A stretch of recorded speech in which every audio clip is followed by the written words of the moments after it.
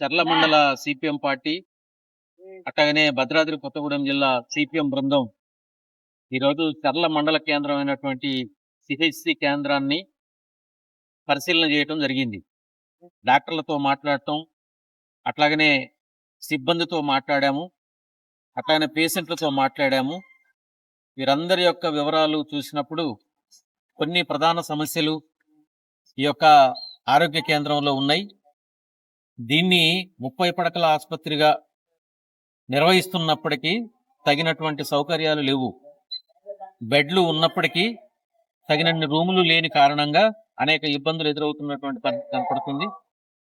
ముఖ్యంగా కొత్తగా నిర్మాణం చేపట్టినటువంటి బిల్డింగ్ ని తక్షణమే దాన్ని పూర్తి చేసి హాస్పిటల్కి హ్యాండ్ ఓవర్ చేస్తే, ఆ రకంగా ఓపీ రాయడానికి కూడా చోటు లేక బయట వరండాలో సిబ్బంది రాస్తున్నారు. ఈ రకంగా పేషెంట్లకు చాలా ఇబ్బంది జరిగేటువంటి అవకాశం ఉంది. ఈ హాస్పిటల్కి ప్రధాన సమస్య తక్షణమే ప్రభుత్వం అధికారులు స్పందించి పరిష్కారం చేయవలసింది ఏమిటి అని అంటే అంబులెన్స్ లేని కారణంగా పేషెంట్లు చనిపోతున్నారు. అర్ధరాత్రి అపరాత్రి వచ్చినటువంటి వాళ్ళకి సరైన సౌకర్యం లేక అసలు ఇంత పెద్ద సిహెచ్సి కేంద్రానికి ఒక్క అంబులెన్స్ కూడా లేకపోవడం అనేది చాలా బాధాకరం. ఈ విషయంలో ప్రభుత్వం వెంటనే, కలెక్టర్ గారు వెంటనే జోక్యం చేసుకొని ఒక అంబులెన్స్ ని ఏర్పాటు చేయవలసిన అవసరం ఉన్నది. హాస్పిటల్ కొత్త నిర్మాణం పూర్తి చేసి బిల్డింగ్ హ్యాండ్ ఓవర్ చేయాలి. రిక్రూట్మెంట్ డాక్టర్లు కానీ అట్లాగనే ఏఎన్ఎంస్ కానీ 14 పోస్టులు ఉండాలి. ఇక్కడ డిప్యుటేషన్ మీద కొంతమందిని తీసుకొస్తున్నటువంటి పరిస్థితి కనపడుతుంది. డాక్టర్లు ఉన్నప్పటికీ వారికి అరకొర సౌకర్యాలు ఉన్నాయి. వాళ్ళు కూడా డిప్యుటేషన్ అటు ఇటు తిరగవలసిన పరిస్థితి వస్తుంది. చర్ల హెడ్ క్వార్టర్ అని అంటే ఇది అనేక అటు వెంకటాపురం, వాజేడు నుంచి ఇటు వస్తారు.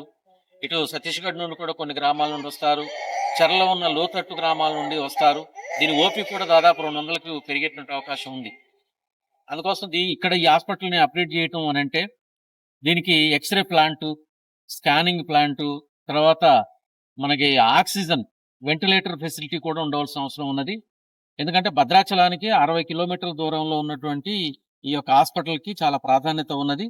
కాబట్టి ప్రభుత్వం అధికారులు తక్షణమే స్పందించి ఈ యొక్క సౌకర్యాలు మెరుగుపరిచి ఇక్కడ ఉన్నటువంటి వైద్య సిబ్బందిని రిక్రూట్మెంట్ చేసి ఆ రకంగా ప్రజలకు అందుబాటులోకి వైద్యం తీసుకురావాలని, నాణ్యమైన వైద్యం అందించాలని సిపిఎం బృందంగా మేము పరిశీలన చేస్తే వెల్లడైనటువంటి అంశాలు. ఈ అంశాలపైన పిఓ గారిని, కలెక్టర్ గారిని కలుస్తాం. తద్వారా వారి నుండి గవర్నమెంట్ కూడా రిప్రజెంటేషన్ చేయడానికే సిపిఎం బృందం మొత్తం అన్ని ప్రాంతాల్లో పరిశీలన చేస్తుంది. ఈ అన్ని వివరాలు వచ్చిన తర్వాత కలెక్టర్ గారిని ప్రభుత్వాన్ని కలిసి విన్నవించడం అనేది జరుగుద్ది. కాబట్టి వైద్యాన్ని రక్షించాలి, నాణ్యమైన వైద్యం ఇవ్వాలి, పేదలను ఆదుకోవాలని చెప్పేసి సిపిఎం పార్టీగా మేము ప్రభుత్వాన్ని కోరుతున్నాం.